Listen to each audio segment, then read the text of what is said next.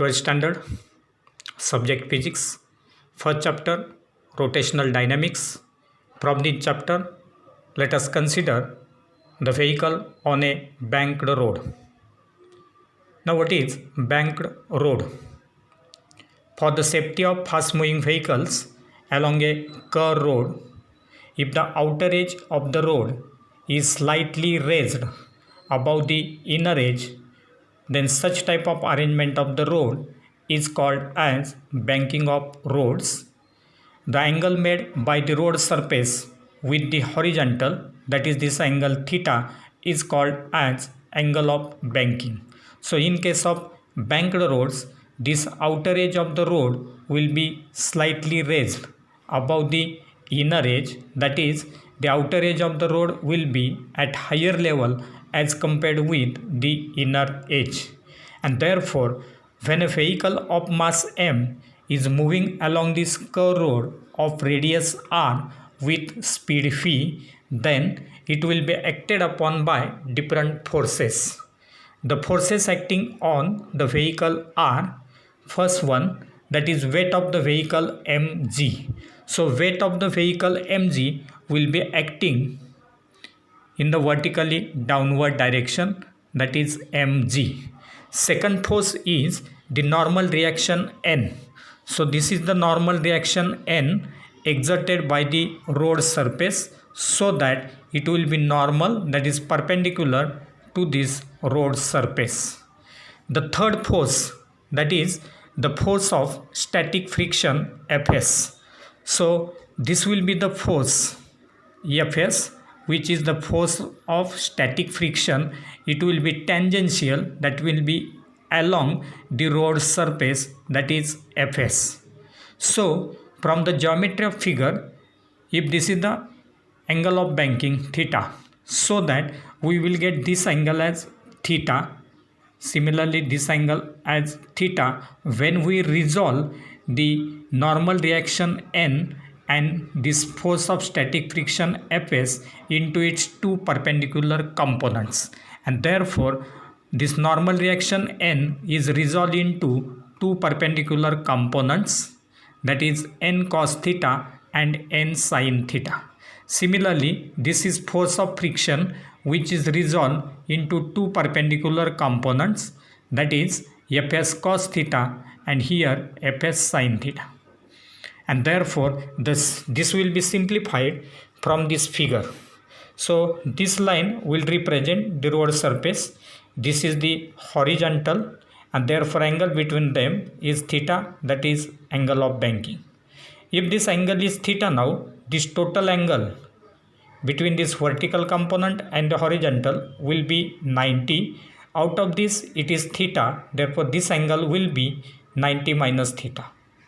Again, this normal reaction will be perpendicular to road surface, and therefore this total angle is 90. Out of this it is 90 minus theta, therefore it will be theta, and that's why here angle between n and its vertical component is theta. Similarly, if you consider this force, it is Fs which is acting along the road surface. This is Fs. Now it is resolved into two perpendicular components, so that this angle will be theta because it is opposite to this angle of banking. Now as this angle is theta, therefore this component will be Fs cos theta. This is Fs cos theta, and so that if this angle is theta now, as it is Fs cos theta, therefore this vertical component will be Fs sin theta, which is along mg. So this angle will be opposite to this, that's why it is theta. This will be calculated from the geometry of figure. So these are the different forces acting on that vehicle. Now n cos theta balances weight of the vehicle mg and Fs sin theta. Now here n cos theta, which is acting in the vertically upward direction, it will be balanced by this mg and Fs sin theta, and therefore we can write n cos theta equal to mg plus Fs sin theta. Therefore mg will be equal to n cos theta minus Fs sin theta equation number 1. Then n sin theta and Fs cos theta provides the centripetal force. Here n sin theta and Fs cos theta. So here n sin theta and Fs cos theta, which are acting along the same line, and it will be directed towards the center of that circular track, and hence it will provide the centripetal force. And hence we can write centripetal force mv square upon r will be equal to n sin theta plus Fs cos theta, equation number 2. Now for the maximum possible speed, that is Vmax, the force of friction is maximum and equal to mu s n, that is Fs will be equal to mu s n, and therefore now divide equation 2 by 1 so that we will get mv square upon r upon mg equal to n sin theta plus Fs cos theta upon n cos theta minus Fs sin theta. From left side m will get cancelled, therefore we will get v square upon rg equal to n sin theta plus mu s n cos theta upon n cos theta minus mu s n sin theta. Here Fs is replaced by mu s n. Then dividing all the terms, that is 4 terms, on RHS of this equation by n cos theta, we will get.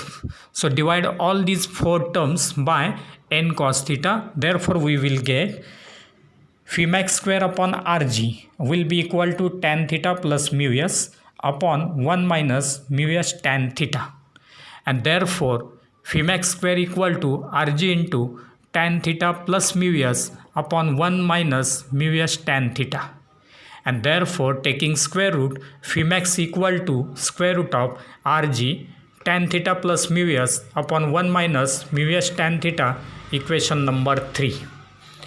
So this will be the upper speed limit. For mu s equal to 0, Vmax will be equal to square root of Rg tan theta, because this mu s and this mu s tan theta will become 0, and then only tan theta will be left there along with Rg, and therefore Vmax equal to square root of Rg tan theta, equation number 4. This will be the speed limit, that is the upper speed limit. Now for lower speed limit, Fs is directed away, that is outwards. Fs is directed away, that is outwards, along the road surface. That force of friction, that Fs, this Fs will be directed outwards, and therefore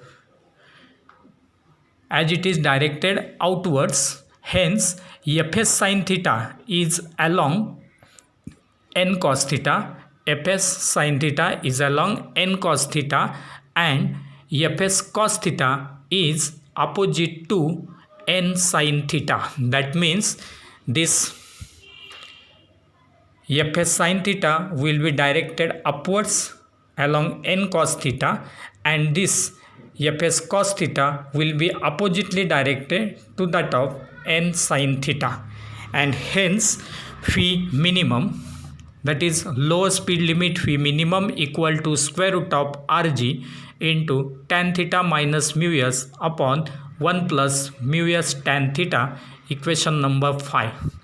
But again, if we put the value of mu s to be 0, then that phi minimum will again become equal to square root of Rg tan theta, because this mu s and mu s tan theta will again become 0, so that this will be square root of Rg tan theta, equation number 6.